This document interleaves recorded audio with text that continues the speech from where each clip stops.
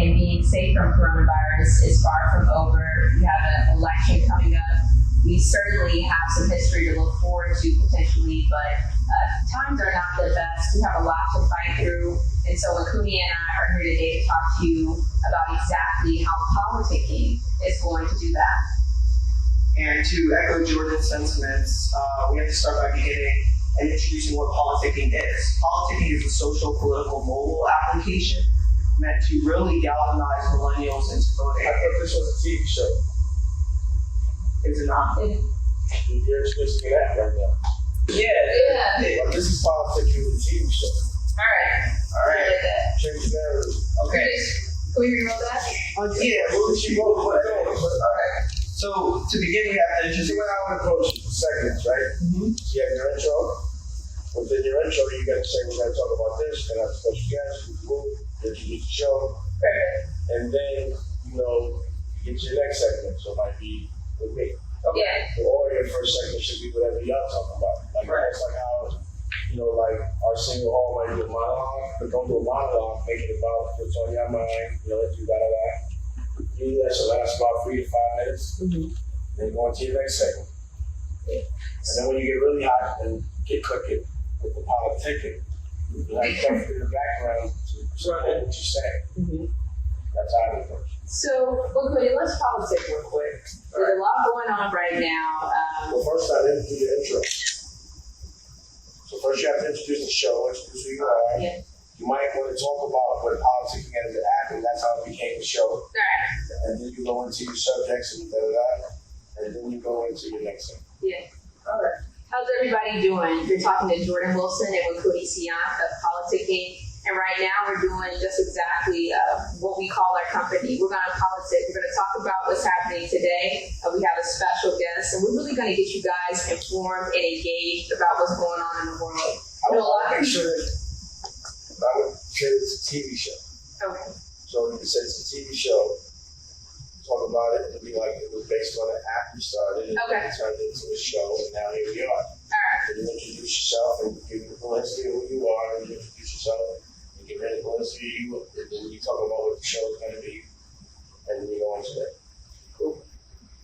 How's everybody doing today?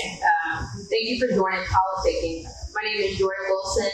This is Winkuni, and we're both here to let you all know why we've started a show and a company to get young, Black, brown, and disconnected people engaged with politics. A lot of people feel like their vote doesn't count. A lot of people feel like their voices do not matter. Politicking is a platform and a show that helps you understand exactly why that's not the case. So we've got special guests today. We're going to politic for a little bit and get you informed on what's happening. But the last thing that we want you all to do is watch this show and feel like there's no way that you can make an impact in politics. Yeah, so to begin, a lot of people want to know what is politicking and how did politicking, the series, The Road to Elections, come about. So politicking started back in 2016, born of an idea of myself and Jordan when we walked into polling precincts and realized we knew little to nothing about what was going on at the bottom of the ballot. So a lot of people are going in to vote November 2020, and it might be their first time, and they only know about the presidential candidates. But what we came to realize was that there were other people on the ballot that mattered just as much, if not more, than those presidential candidates. And so with Politicking, the series, we're really coming to you to demystify who's on the ballot at a local, state, and federal level, and the issues that affect us on state, local, and federal level. So whether that be education, national security, or immigration, we're going to be bringing to you live and direct. And so we're really, really excited to politic today. We're excited for our special guests. And we're just excited to chop it up with you guys. We know that right now there's so much convoluted stuff going on within the political spectrum. And so really we're trying to cut through that noise and bring it to you live and direct. And what we want to do is make sure that we relearn. We've been programmed to feel like things are the way they are just because they have to be. That's not true. We have a special guest who will break it down exactly how he's disrupted things and how he's just helped set people on a path of independent thinking and learning for themselves. Nice. So let's put another chair there for me. Yeah. great. Thank you for coaching us through You it. guys go to different universities and talk? No, we went to Howard. I'm predominantly white, like, for example, I was. It would be good. It would be nice to have somebody like you guys on campus talking about, especially to the Africana. We want to go to like different universities. We want to do a college tour actually. Yeah, you guys should. It would have been nice to see you guys on like my campus talking, because I was like an Africana Studies minor, and it would have been cool to have you Yeah. talk to us. Where did you go to school? Cal State Northridge. Okay, cool. I got a degree in kinesiology and then a minor in Africana Studies. Oh, nice. Yeah. Yeah.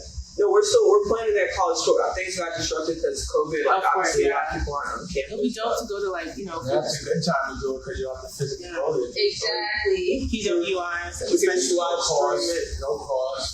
and Texas has a lot. Just do it. Yeah. Those are the easiest shits in the world. Yeah. You know? It would have been definitely cool to see this on campus, because I had no idea. Like, the thing is, you have to figure out how to have these people engaged. Like, right now, is education even helping anybody? I'd be like, what the fuck am I in school for right now? I'm doing all this shit, and I can't even go. And if I did go, I still have to stand up. Yeah. Yes, sir. You feel me? I'm pissed off. My daughter's in college, and I pay the same exact price for all of it. Online, And yeah. she telling me, she's like, this shit ain't even school. I got the answers right here. She's like, I'm just showing up. Honestly, 60 racks a year. they should have cut that in half at the very least. Off top, but it's a business. That's why they make what fuck go to school in the first place. That's what's pissing me off, man. So, what's the best angles? I think you should be in the middle, yeah.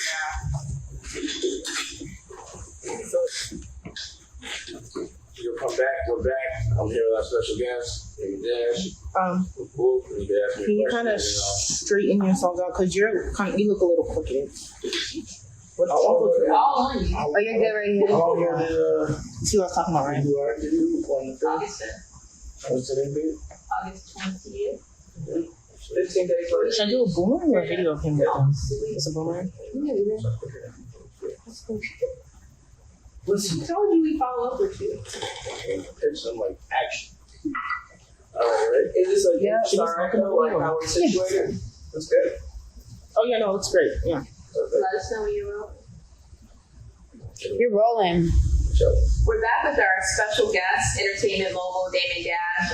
He's obviously done a lot in music and fashion and obviously in culture, but we're gonna let him talk about how he's continuing to be an innovator in film and entertainment.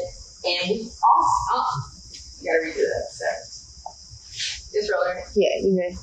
We're back with entertainment mogul Damon Dash. He's obviously done a lot in music, in culture, but we want to know from him what he has going on now and how exactly he's helping our culture relearn. It's all about engagement and standing up for what we want. So Damon Dash is going to tell us all about what he has going on now and how he's continuing to inspire our culture to move forward. Thank you. Well, I'm 49 now, so I can reflect. So I think about what I was taught in school, what patterns were presented to me, what I thought was not normal and not logical. I think about when I was told I was crazy. I think about a consistent message that I've been trying to articulate for like decades. And for some reason, this generation is getting it. And then I think I don't think I'm going to let anybody make those same mistakes that I didn't make, but that I saw everyone else make. And now that I can say it based on actual fact, now it's time to really make serious change. And also I have a platform, I have celebrity leverage. I consider myself sometimes the DNA culture that exists. And I've documented all the things that I said was going to happen that actually did, from styles to mentality.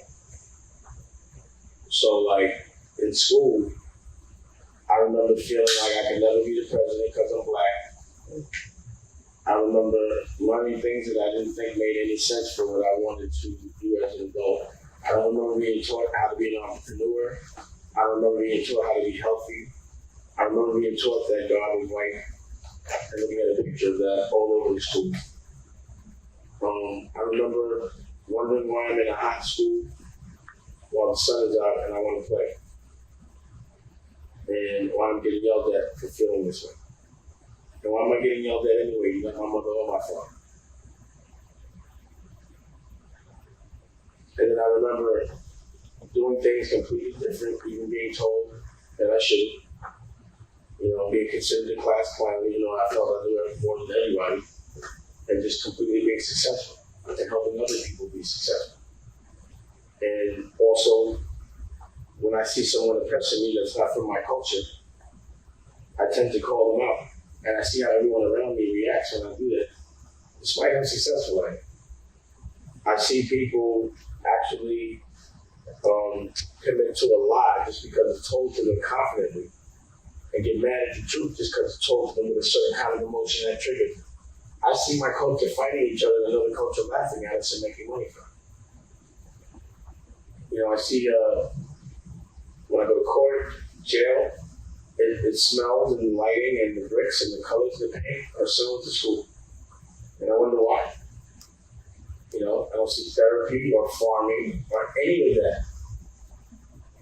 And I think that if I had an oppressor strategically, if they didn't want me to know I was a slave so I wouldn't fight back, then they would make me think I was free when I really wasn't. And that's what this looks like to me.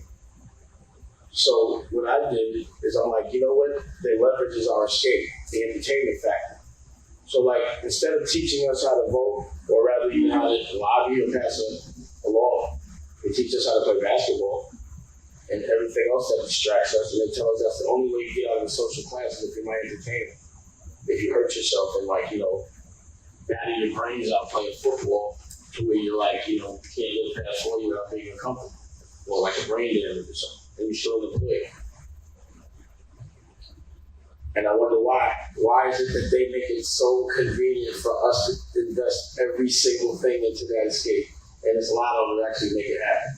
How many people are fucking born 6'7" and coordinated to play ball and football? You know, like, you know, how many giants actually they found that, you know, it doesn't happen very often. To get there, you hurt yourself. And then by the time you realize you can't do it, you've wasted all this time, you haven't learned anything. Right. So, you know, based on my experience and also my influence, I'm like, yo, first of all, the thing that controls everything is the escape, the entertainment, the music, and the visuals, the movies. And that's the unfocused, that's the programming. So I'm using a platform of mine. I made my own television network where I make my own programming, and I use it for deprogramming to give us the focus to make and empower ourselves so we know we're number one. You know, the history for where not the one they want to teach us, the one that's going to really help us. And I'm also going to empower people like yourself, young people that look good, that are going to make it cool to be clued in. You know, and I'm going to empower people that really want to help and also support the look good doing.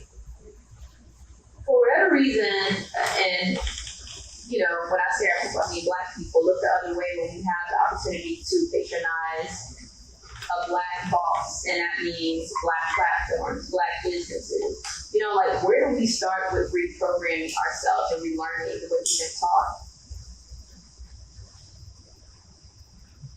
We're doing it now.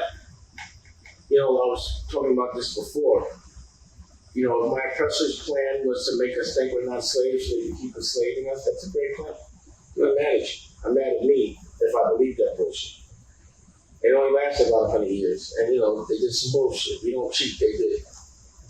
But, you know, sometimes real fucked up slavery plans are like the Great Wall of China. That was 2,000 years of everyone building a wall for an enemy that was never coming for no money. So, 2,000 years. It's like 20 generations.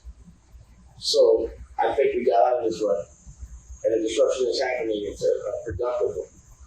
And the whole world is feeling it. So, like, while the whole world is fumbling, the generals that have a plan, like myself, are thriving. They're picking up the ball and running into the touchdown. And that's what you do in a war if you're prepared for it. A general looks for the war. What about him preparing for it? We're here now, and I'm embracing it and driving. Soldiers will follow, generals will lead. Who's a soldier? And who's a general?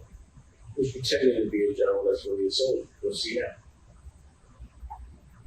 So that brings us to the book, The Art of War, right? Showing you to, and I think what you said is poignant because a lot of people are the blind leading the blind in this particular generation.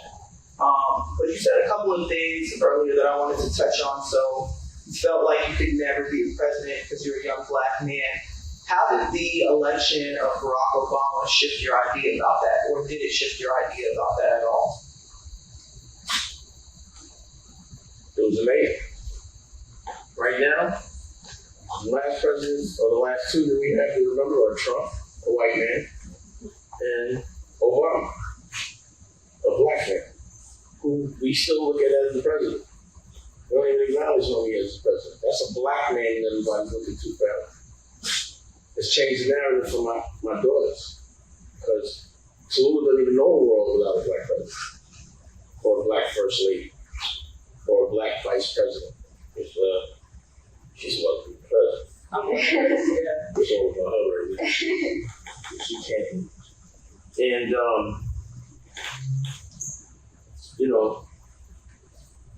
I think what's going on right now is the timing is right.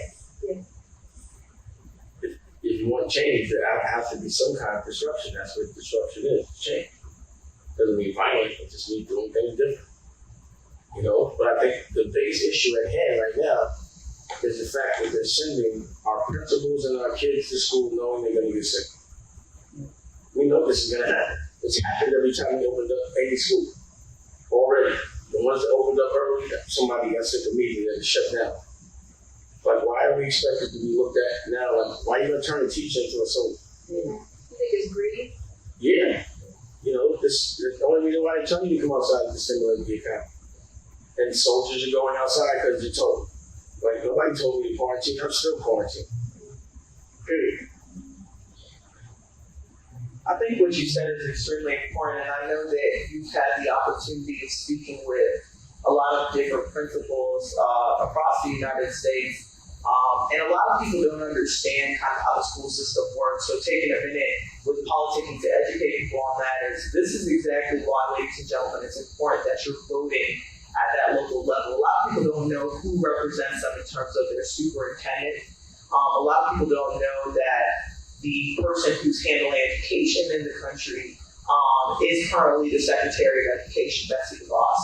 And that person is appointed by the president. And so these things have implications on a lower level, but I want to know, Dane. I would add one thing, even at the local level, right? So Betsy DeVos is our higher up. At the local level, we got the school board, we got the county board, and these are people that when we walk into the ballot, for whatever reason, we start at the top. We're going to start at Donald Trump and Joe Biden, but what Winkuni and I are trying to get you all to do, and what Dana is definitely trying to get people to understand, is you got to pay attention to who's doing the day-to-day stuff, right? If the schools have air conditioning, seriously, if the schools have new books, the schools at this point have effective computers and laptops for students to learn it, all of that is determined by the people at the bottom of the ballot. And so politicking helps people understand who those folks are. That's just something that I wanted to emphasize about understanding who people are. Well, what I want people to understand is it's not fair to send children to school knowing they're going to get sick. Yeah. It's not fair to send teachers or principals to school knowing that someone's going to get sick. It's not fair for us in this moment for the next year to be risking everyone's lives just to stimulate the economy. It's not fair. I'm not right with it. And I sat with the OSG network, 60, 70 principals, and all of them are like, yo, we gotta do what we gotta do to protect those kids. They're gonna put their lives in jeopardy to protect the kids. And I'm like, yo, if one of y'all gets sick, and God forbid somebody die, I'm not gonna be happy about that at all. It's not fair, because the people that are sending you their kids ain't going to school. And that's not right. Who do they have to turn to then? Like, what's the plan of action? The plan of action is to use my platform to bring awareness to it. Because they're not going to fight because they're not taught to fight, they're taught to teach. It's not fair to turn a teacher into a soldier right now that actually saves their own life. So the people that care got to have to say something. It's our responsibility to protect the principle. Protect the people that are fighting for us when we don't know they are. And they'll never let us know that people with our color skin are actually fighting for us, that we protect them. That's what we have to make cool. Us protecting us, not them or asking them or being happy when they give it to us. I hate when people give me shit. I'd rather earn it. I would hate for someone else to take care of my child. Why would I want somebody else to take care of my culture? We can take care of the culture. Those principles shouldn't have to be scared. If they don't, the people that are free, I'm free. I'm gonna make sure that those that are still not, I'm gonna help them out. Because I'm alright, but I'm gonna still make sure we are right. And you're talking to them about lobbying, I'm sure, and ensuring that they're all set to really put pressure on the government. Well, that's the thing. Like, voting is one thing, that's cool, but like I was telling you before, no matter I vote or not, California is not voting for Trump. Yeah. You know, Pennsylvania, that's where you gotta make sure people are voting. Yeah. Then white women gotta step up this time. Yeah. You know? But honestly, you don't have to be in office to know how to make a difference. You have to know how to pass a law, bring attention to a law, awareness to a law. That makes sense for everybody. If you ain't talking that talk, then don't talk that talk. But that's really how it helps. Making laws. If you're the president, you know how to pass a law. That's why Trump is effective. He don't know how to lie. He pisses everybody off. If you can't get a law passed, you can't do shit. But you don't have to be in office to get a law passed or help or bring awareness to it. And again, not understanding these things should be uncool. Knowing these things, being savvy at these things, that should be the new flag. It has to be the new flag, quite frankly. I don't think we have a choice. I think 2020 has really forced us to confront ourselves. I think black and brown people have to start looking in the mirror. Somebody needs a re-up. Keep it real over here. Oh, Thank you, I appreciate it. Thank you so much. But I wanted to touch on another topic that you kind of talked about, and that was the preschool prison pipeline. You said that in school you realized that the things that you would see, the orifices you would see, the buildings that you would see, looked very much like what you saw in the prison system. Talk to us more about that. The plan to go to school during COVID is prison. Straight up. But first of all, it makes no sense to take your child from their parents and give them to a stranger that could be looked at as mediocre. They got a 9 to 5, they work for a Friday, and they take off on the whole summer. No disrespect to you. Or just outside enjoying the sun, you gotta sit behind a desk for 8 hours, right? With the lights a certain way, being told what to do because I was, right? It just looks like prison. And then when you graduate from that, you have to pay to do the same thing for another 4 years, get debt, and pay the debt off. Now for a living is basically like you go to school, you go to work, you gotta get up in uncomfortable hours, you can't hang out with your kids during the day, you can only see your kids when you're tired and when they're tired. So how can you parent? That's not parenting. It's slavery that we don't understand or know. Yeah. Listen, I've been an entrepreneur my whole adult life. I see my kids when they want to see me. My daughter called me right now, can't nobody stop me saying my daughter called them out. I ain't gotta ask nobody, or she got none of that. I'm there. I know I spend more time with my daughter, Ava and Tallulah, than most parents, and the kind of time that you want to spend. The time where you could actually become a child or make your environment adjust to theirs, as opposed to them having to adjust to yours. I couldn't imagine having to say, yo, boss, you mind if I go see my daughter's graduation tomorrow?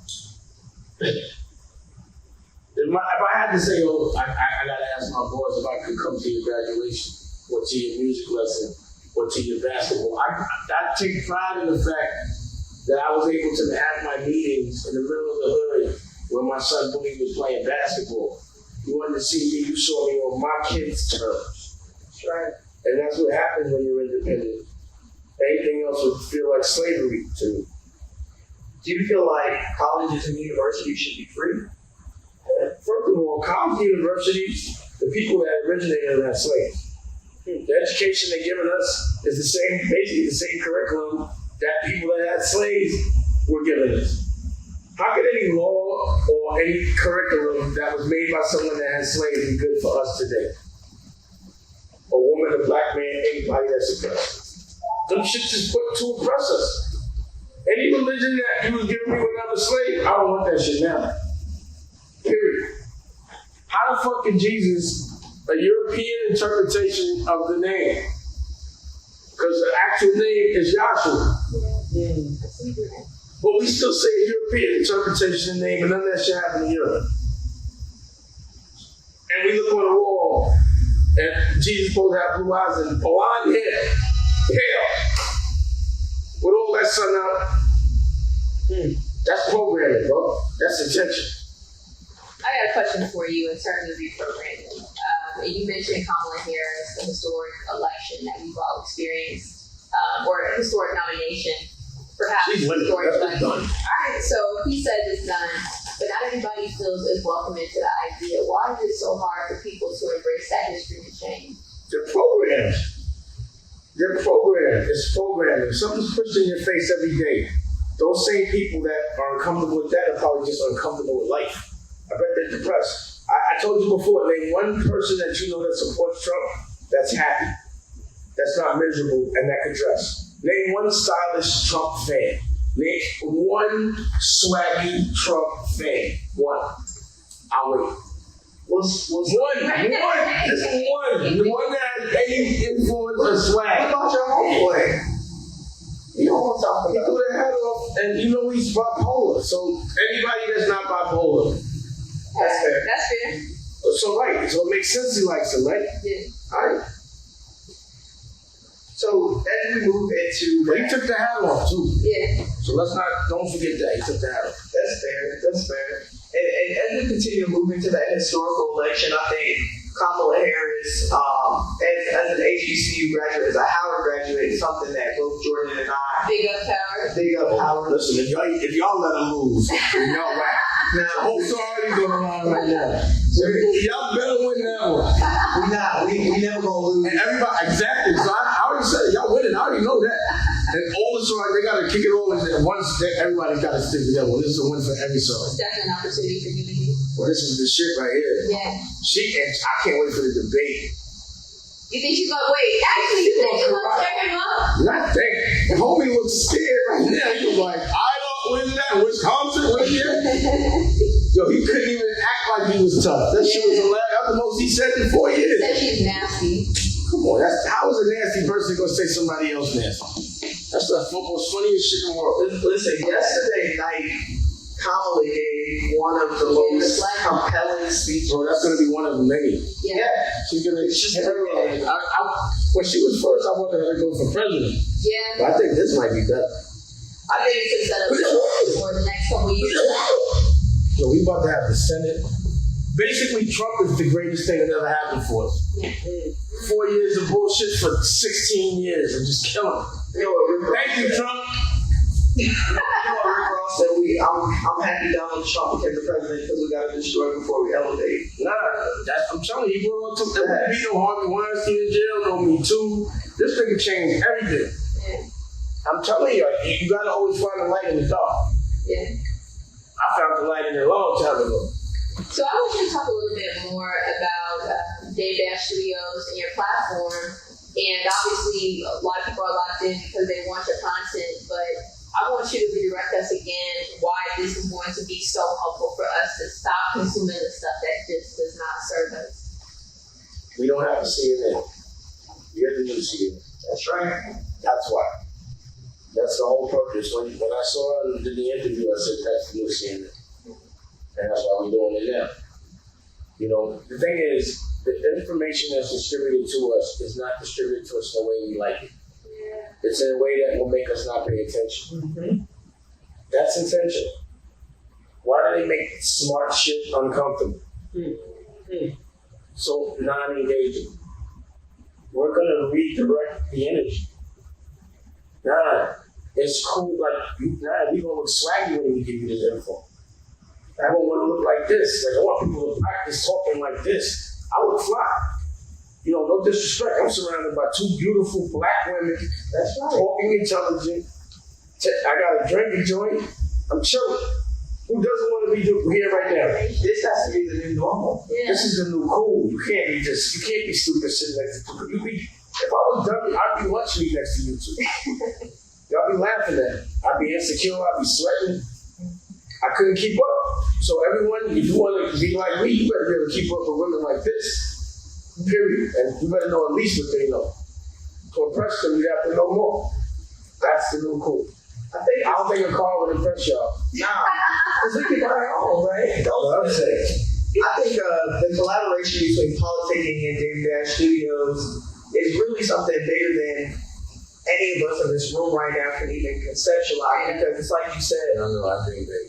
I don't dream at all unless it's a big dream. Listen, if they say if your dreams don't scare you, then you're not dreaming big enough. Did you hear my record? Which one? Yeah, revolution. No, it's a new one. I can't believe you said that. Which one? I mean, Nicolette. yeah. No, watch this. She went to the bathroom real quick. Listen to the bathroom. You're still. Okay, wait. Fuck it. Are you done? No, I'm not. No, he had a phone call. We're doing a special sneak peek. He's trying to show them his video. Can we play real fast? Epic. Yeah.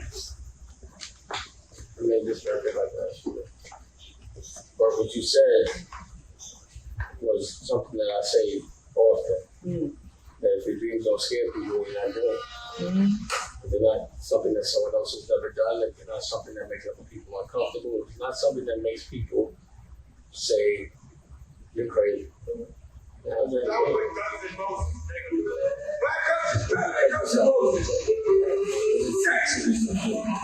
You said,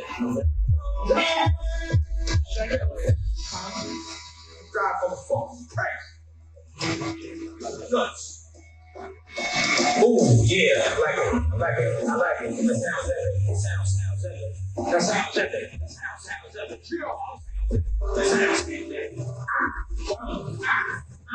That sounds epic. That sounds epic. Let's go. Back on. Load up. Quick. That sounds epic.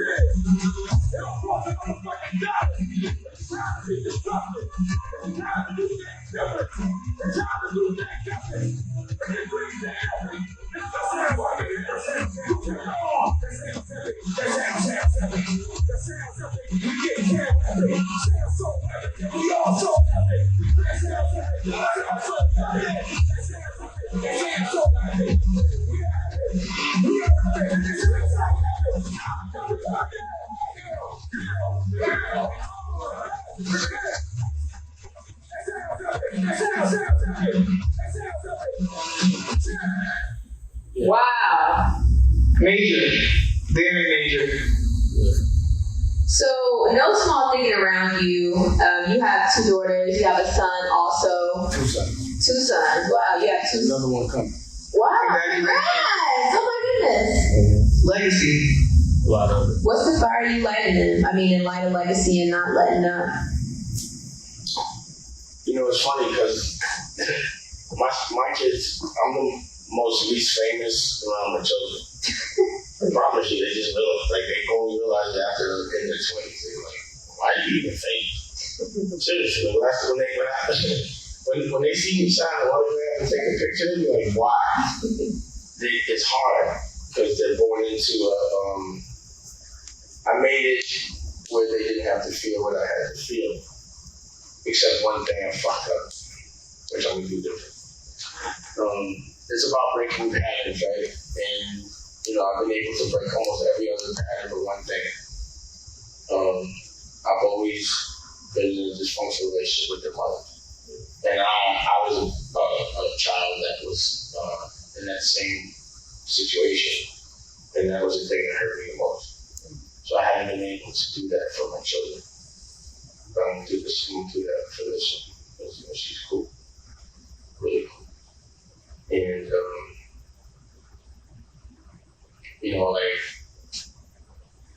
like my children go to the best schools. And I watch how good they're programmed. Like I'm asking my daughter, like, which one do you go? She's like, I don't know. What college? Yes. What college? OU. She goes, what grade she wants. You don't know your own dream, but you already know that, 10 or 11, what college you want to go to that I can pay for. That's programming. I said, I bet you want a 9 to 5 too. She said, what's a 9 to 5? I said, actually, I did my job. Seriously, I know one of my most proudest moments in happened recently. So, there's a gift and a curse, but the children get it when they're adults. So it's funny because I pay the most for an education, but I tell them yo, fuck school. It doesn't matter. The test doesn't gauge how smart you are. I failed every fucking test. I was smarter than my teacher. I always had a better card than my teacher.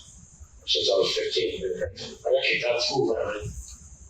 I used to park in my principal's spot. 2 schools and I kicked out the fifth. I was like, yo, first of all, my car better than yours. I'm younger than you, and you get paid to be here, and I don't. I can park here. And it would suspend me and kick me out for that. So, I don't understand how someone that went to school and did all this, how can I have more money than you when I'm fucking 15? And they thought you're gonna die, you're gonna go to jail at 50. I put a lot of people's kids through school based on the opportunities I'm presenting for their parents. And those same kids that put through college, they still respect me. I'm still relevant now for what I'm doing today, not yesterday. And the evolution of my thought into something that comes into a physical fruition, something tangible that everybody can use from. That's inspiring, Dan. I think I can relate in terms of both my parents are entrepreneurs, and I think that's really what lit an entrepreneurial fire within me. And so when Jordan and I started this, I think there were a lot of questions from our loved ones and figuring out, well, why this atraditional, atypical path? Yeah. But I think people, we got pushback from our family, from our friends, because I think within our community, Dan, as you know, the cookie cutter version of success is to go to school, is to get a job.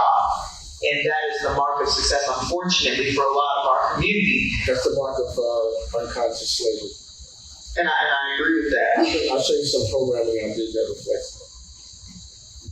If you want to see it, I can show you. Yeah. Neglect. Can you show them Dress to Kill episode 1? Yeah. And what you'll see on the screen is the actual streaming service that you're now part of. There's also a 24-hour network that you're now part of. But yeah, my intention is for you guys to be the new CNN. That's what you want to do. That's what we are. Bigger than CNN. Well, yeah, absolutely. Because again, we've never had our own network. We've never been able to empower the people that we consider heroes. When I went to the Black Caucus last year, before the end of the world, the only people that really got applauded were people that Donald Trump yelled at. And it's like knowing Senator Eddie Norton and Congressman Andre Carson, knowing what they do that never gets publicized and the shit that does. That's because why would Fox show us helping us?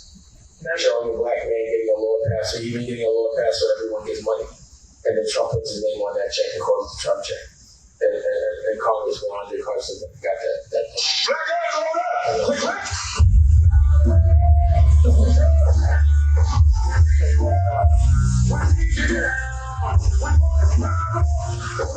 When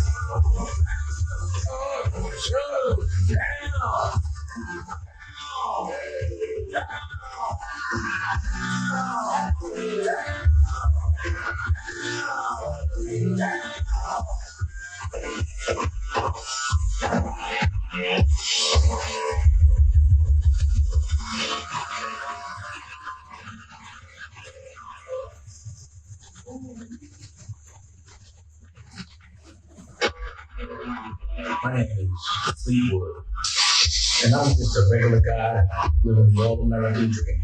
But I do things with my way. I got a great family, a beautiful wife, or at least ex-wife, and she's still with me. It's a complicated situation. And I live pretty well.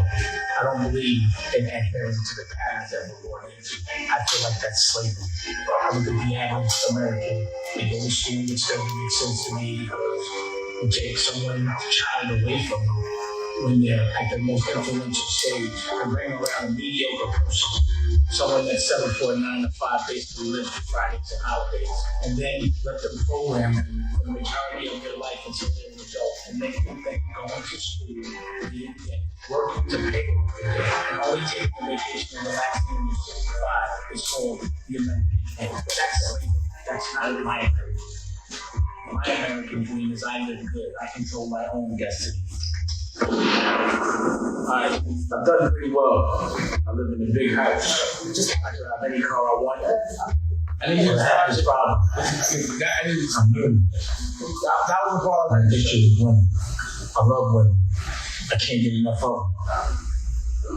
Thank you. That's sick. So that represents financial freedom. I think that's a concept that escapes a lot of Americans, especially a lot of people our age, right, Jordan? Yeah, definitely. So you want to do? Let's do a segment with us for a little bit. So Winkuni. So Jordan. I mean, Bring yourself back. oh, We're back. Politicking. I hope you enjoyed the move. Now let's go into a different segment. I think when we edit, you can put the segment in some clean, like real clean, like that same kind of thing. And yeah, or this, whatever the subject is. Go right back into it, you know what I mean? yeah.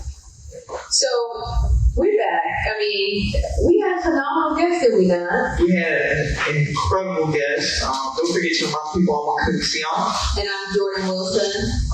And so in this next segment, I think we got to talk a little bit more about something that's really near and dear to our heart. Yeah. And that's the historical vice presidential nomination. Absolutely, and we want to remind people that we've created a show and a platform that does not endorse candidates. The only thing we endorse is folks having autonomy over what decisions that they make through the political process. But with that being said, the nomination of Kamala Harris as the nation's first Black woman and South Asian American woman vice president is obviously unprecedented, but probably more inspirational than I could even express. I'm sure you feel the same way. Senator Harris is a woman who's kept fighting for mothers, kept fighting for those who were marginalized, she actually fights for homeless people, which is a huge problem, homelessness in LA and San Francisco, but she's also been vocal. And I think a lot of times people really convolute her work in the Senate as something that's directly opposite to Trump, but really I think it's just pro-people. And so I think we need to talk to her. Yeah, we're going to get Kamala on here. we have to. We absolutely will. And she, I think, has had a background that gets a lot of criticism and sparks a lot of controversy. So I'd like to talk about that, actually. I think we can break that down a little bit. Yeah, I think one of the major issues with the critics of Kamala, vice presidential nominee Harris. Right, yeah. She still got to do her Senate duty, though. Right. So they get inaugurated. Right, we got to put some respect on her name. I think the biggest issue, like you said, is the juxtaposition between her record in the Senate and what a lot of people think her record as Attorney General was, and as a state prosecutor was. That's right. And so I know you read her book. Yeah. Speak to the people a little bit more about what you gleaned from her book and why you had a better understanding walking away about her prosecutorial record after reading that book. Yeah, the book is called Smarter on Crime. It's really not a biography, but it is a biographical framing about her work as a prosecutor in California. A lot has happened happened in the Bay Area, right? We have Oscar Grant, right? We have very high rates of young black men and brown men becoming incarcerated. And then I think just overall, there's like the tale of two cities across the Bay Area.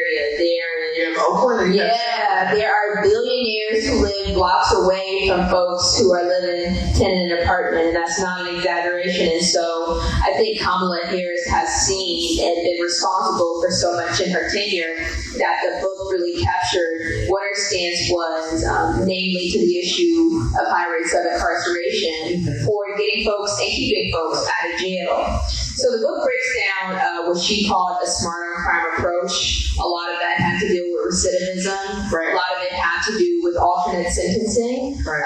And just different ideas about upholding the law, obviously, but helping people stay out of jail and really, a lot of times, stay off the drugs, stay employed. I mean, these are the underlying reasons, in my opinion, a lot of times people end up incarcerated in the first place, poverty and crime. Right. And I think with the drug addiction, too often it's treated as a crime instead of an addiction. It's a public health issue. Drug addiction. Right. Drug addiction was a public health issue when we were dealing with the crack cocaine epidemic. I know we won't hear that from our government, but right. Drug addiction is an issue, obviously, with the opioid addiction, but it doesn't matter what color people are who are impacted by whatever drug epidemic. Is always a public addiction is a public health issue. That's right. Not dissimilar from what we're facing now with COVID-19. I think that there's been a criminalization of black and brown people, but unfortunately, what they need is treatment, and what they got was prison. Yeah. And I think that, like you said, you see these high rates of recidivism because people aren't getting treated for the actual addiction or the mental health illnesses that often accompany drug addiction. Majority of people who are in jail, the millions of people who are in jail, are non-violent offenders. Right. So that means they're on the same block as rapists. That means they're on the same block as murderers, and we're talking about triple, quadruple homicide offenders. That means that someone who's been responsible for petty theft or for whatever alleged crime, like Khalif Browder, rest in peace, they end up in the same predicament as someone who's produced a heinous crime. But our criminal justice system has it set up where everyone is looked at in that particular circumstance the same. And we actually got the opportunity to have Akeem Browder, Khalif's older brother, on the politicking platform. And one of the things that he said that really stuck with me was that his brother was sitting in jail because he didn't have enough money to pay bail. That is literally why he was in prison. And that is the story of countless black and brown people throughout the United States. It's not necessarily that they deserve to be sitting in jail for months and years. But really that they don't have enough money to their name to clear cash bails. He didn't need to be in jail at all. First of all, Khalif Browder, there was nothing substantiated about his arrest. And I think that's the case for a lot of people. Wrongful convictions. He was a minor. He was a minor. Wrongful convictions are such a real thing that they don't need to be in jail at all. I think a lot of people are getting scared about widespread calls to defund the police because, and they're right, and they feel like that might mean that your average criminal doesn't have to go to jail. That is what that means. Jail is not a promising place. Jail doesn't keep us safe, systemically speaking. Jail doesn't actually set someone on the straight and narrow so that all of a sudden they just stop committing crimes.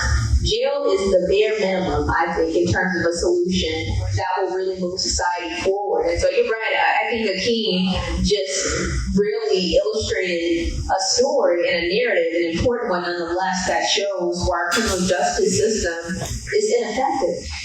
And that's why we have to bring people like Michelle Alexander and our friends from the Dream Defenders, Rachel Gilmer, Phil Agnew, shout out Phil. Shout out to him. And I think one of the things they've taught me, and I can probably speak for you as well, is we have to reimagine a world without the carceral system as we know it.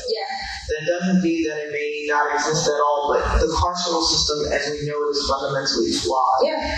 And it was not designed to protect black, background, indigenous people. And so Quite cancerous to us, actually. it's cancerous, it's carcinogenic, and it's infiltrating our communities. And so when we spoke with Damon about the fact that the schools look awfully similar to the prison systems, that's by design. Yeah. You know that. That is the preschool to prison pipeline. That's something that is by design. The fact that carceral systems are so reminiscent of chattel slavery. Yeah. You know, the fact that it's so similar to plantations, the fact that they're on the very plantations that we were once enslaved on, it's not by mistake. I think it's a constant reminder. And when we think about the police, we have to understand their original role of the police were slave catchers. And that position has evolved, but really devolved over time. And so we see that we're in the same position. Yeah. In the same position that we started on. Things have come full circle. And so as we're in this COVID-19 pandemic, I like to remind people we're also in a racial injustice pandemic. I think that, have you ever had an injury, or have you ever just like slightly injured yourself, and then you feel like it's gonna get worse and worse, and then the next morning it's swollen? Yeah. You can't walk. Yeah. That's the systemic racism for the life of this country. I think it's literally been a constant buildup. We saw the civil rights era. We experienced the women's rights revolution. We experienced a revolution in workers' rights, so to speak. But I don't think any of that work has been fulfilled because for whatever reason, we're just convinced that those are just moments. Those are just brief stints with racial and political strife. But I really do think that's the history of this country. I know politicking represents us understanding how we can vote and lobby the issues that will allow each person, no matter what our race is, no matter what our socioeconomic status is, to actually move ahead and free themselves from those barriers to owning a home, to having a long, career that doesn't just involve random jobs, to actually having some money in their bank account, to owning a bank. And I think you identified something pivotal, Jordan. Once you're incarcerated, you're robbed of many of these You're rights. robbed. You're robbed to. You can't even. It's not a guarantee that you can vote. You can't vote. That's one of the most criminalizing things that the carceral system does to people. It robs you of your right to vote. Yeah. You think somebody's going to lend you money to buy a home?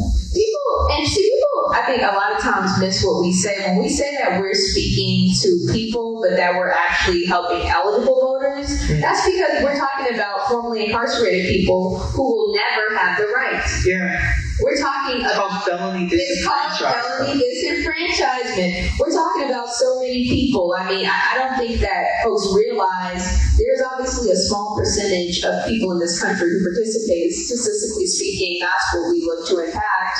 But then there's also a small percentage of these people who are just naturally eligible. And that means you got to stay out of jail. You have to be born here or at least naturalized. And you have to, really fit through barriers that I don't think people are always guaranteed to fit through.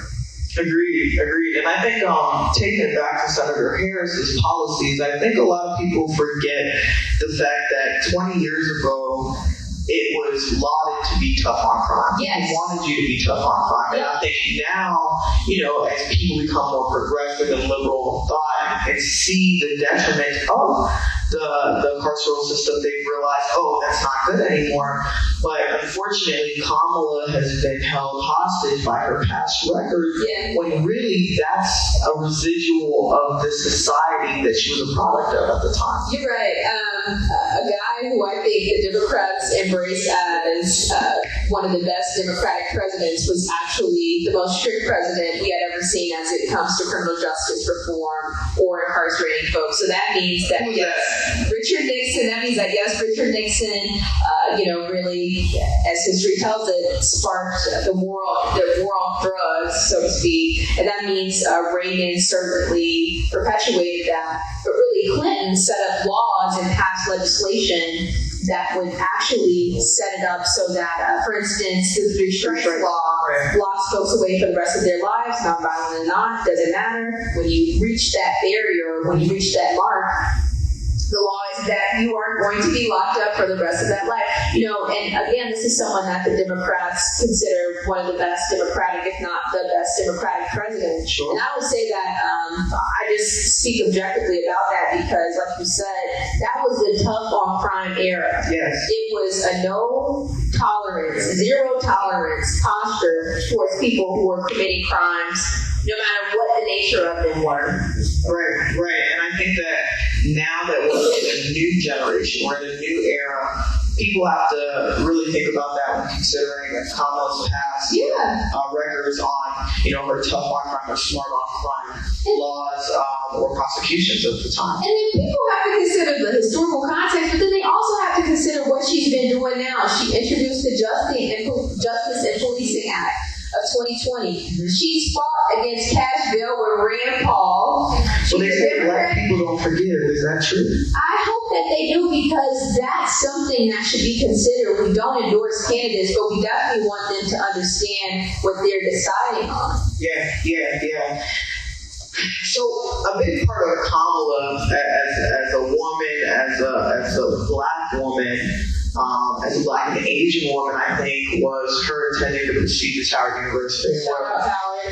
Jordan and I attended Howard University as well. So HU. Yes, you know. So I think a lot of people have questioned Kamala's blackness. Which is hilarious. And it is laughable. And for me, I think, attending an HBCU, and going through that experience, because it is a process in itself. Yeah. I think I could never question anyone who came out of the HBCU's blackness, because I understand what that did for me, as a woman, as a black woman, what it taught me about my history. Right. As a Caribbean woman, Kamala's family's from Jamaica as well. My family's from Haiti. And so I felt this inextricable connection to my culture while attending Howard University. And so, do you think that black people are going to be able to trust Kamala Harris in this 2020? I think some will. I think you're able to do whatever your mind is set on. I think you're able to find reasons to love somebody when they tell you they're horrible or they show you that they just have zero interest in the fulfillment of your relationship. I think you can find reasons to hate somebody, no matter if they show you that they're wonderful, that they're for you, and that they're absolutely willing to stand up for you. And so I think that voters will find themselves naturally starting from one side of those, and some might be more close to the extremes, or some might be somewhat in the middle. But I think that they can find themselves liking her, to your point, or at least what I think the question was, and understanding that she actually will be an advocate for black and brown communities when they look at the bigger picture. Like I said, she's fighting against cash bail, which is something that put Khalif Browder in jail and ultimately led to his untimely death. She introduced the Justice and Policing Act, which a lot of folks criticize as not enough. And to some extent, that's true. But she's done so much, I think, that is for folks getting out of jail and, again, for people not ending up there in the first place. That says that criminal justice reform and just the widespread fight for systemic justice is something that people want to see. She says this justice is on the ballot, and she's absolutely right. And I think that she's shown herself to be somewhat promising, actually not somewhat, but promising of a candidate that will deliver that. So I think that if people do the research and pay attention, they'll see that a lot of the claims against her as someone who won't actually advocate for justice are just unsubstantiated. Yeah. I mean, it's on paper, like you said. She wrote a whole book about some of the programs she did. She offered folks jobs in retail as a way to really serve justice on nonviolent offenses. And so I think people just have to continue to do the research and understand that when she says she's someone who takes widespread fights for systemic justice seriously, she really is. Yeah. I'm excited to see what's going to happen. Reconfiguring and reimagining your political identity, and that doesn't necessarily have to be one thing or the other. I think people have to understand that Black, brown, indigenous people were nuanced. Yeah.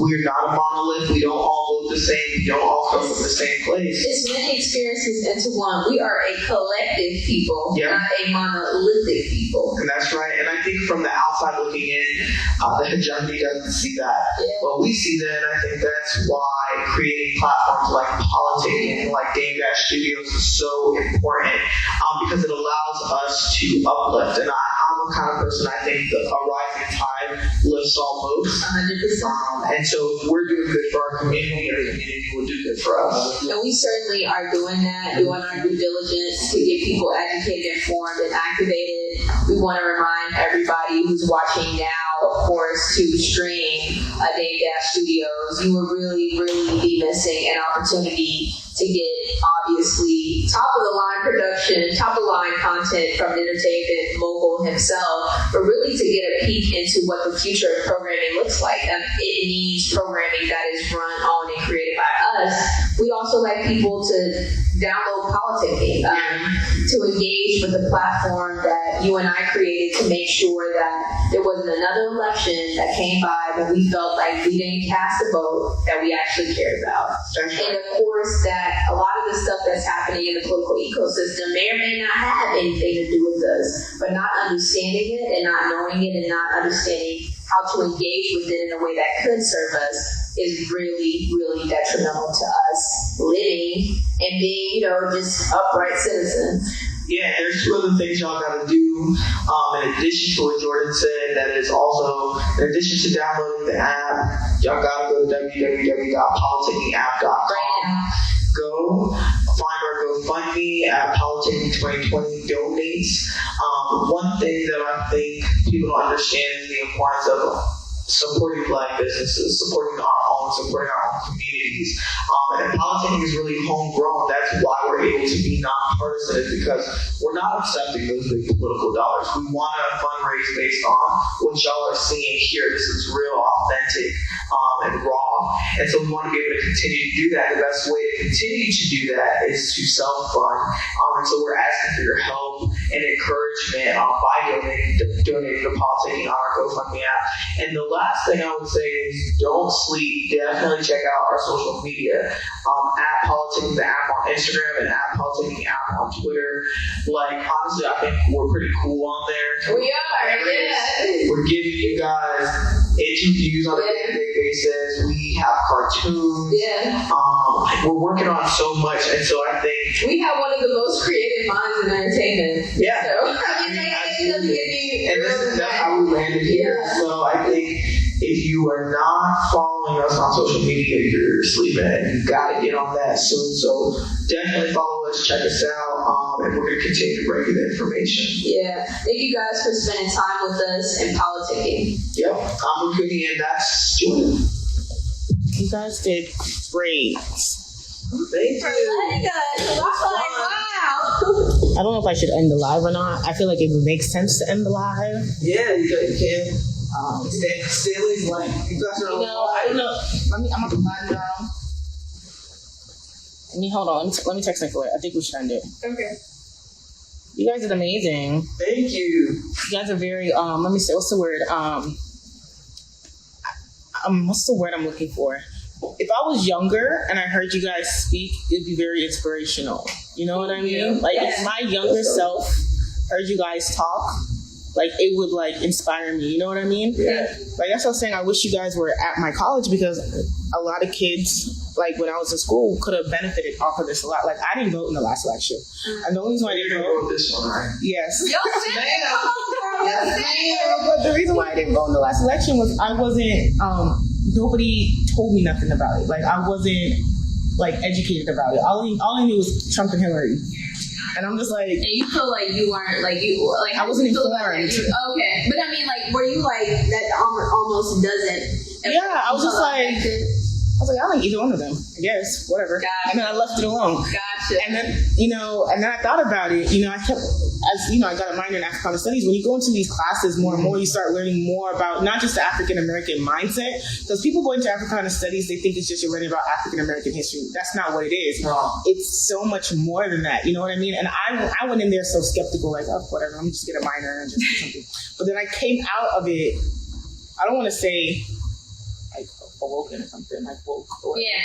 But I came out. It changed your life. Yeah, I started to understand more. Yeah. That because are you African? I was meant to ask you. I'm Korean, actually. Okay, because your last name. Yes, it's French.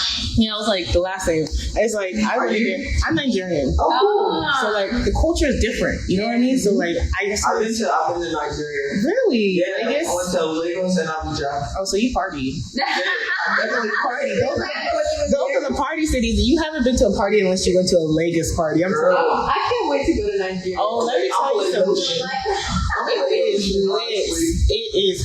I went to a party. Let me not say a party. I went to a couple parties. And I kid you not, my little American self was tired. I was like, it's 1 a.m. I'm tired. They're like, the party just started. I was like, you didn't drop me off at home. They're like till 6. But yeah, the culture is different, and I started to understand more. I don't want to say the African American culture, but that's what it kind of is. It was. It was like, Because it is different. it's different, and I started to understand and started to feel for like when a lot of kids, for example, my college had a 30% dropout rate for African Americans by second semester, and I was just like, wow, That's crazy. And in my head, we're trying to think, oh, they just didn't want to do work, but it's not that. It's money.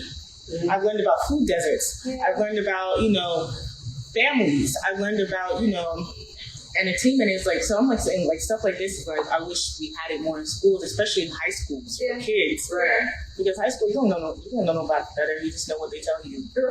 Literally. You just know what they tell you. Literally. Going along with everything like, oh. No, I think it's like you said, like what we're doing, and thank you for the compliment. Like what we're doing, I just commented, I dropped the app in there so people can follow us. Oh, and he already has it like pinned. Okay. Perfect. And you guys can follow Jordan and I too. And I think another really good platform you guys should definitely hop on is TikTok, because that's where a lot of your younger audience would be. And do you think they will receive the information there as well? yeah, they would, and they would appreciate it because it's like I'm more of a visual person. Yeah. So like I like to see things, I like to see numbers. I like to see what is being changed. And just getting on that would be so amazing because I really like what you guys are doing. Just listening to you guys talk in the last hour, I was like, they know what they're talking about. Thank you. I appreciate that. No, we're gonna keep it up. I love it. He's doing something I haven't seen anyone else with a platform do. Yeah. They're done with it. Can I get off? Yeah, but I wanted to show. So, you want to know something crazy? So, these guys are next door. You can take it up. If you want another amazing video with the one and only Dame Dash, check it out right there next to me. I think you'll enjoy it. Continue to believe, and I'll see you there.